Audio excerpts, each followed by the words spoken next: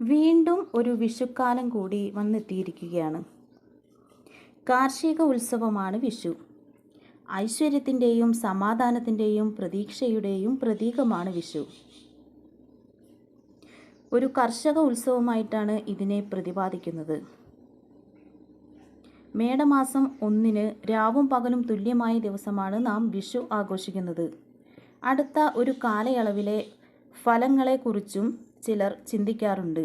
വിഷുഫലം എന്നാണ് അതിനെ പറഞ്ഞിരിക്കുന്നത്.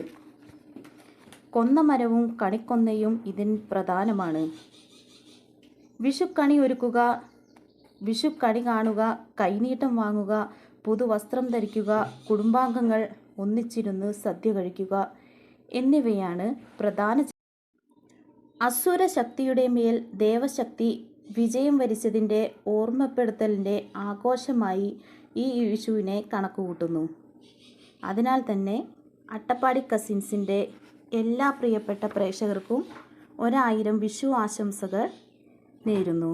ഹാപ്പി വിഷു.